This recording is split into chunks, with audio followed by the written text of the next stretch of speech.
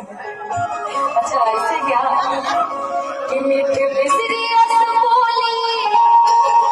आया गजब लागेला क्या जिला बलिया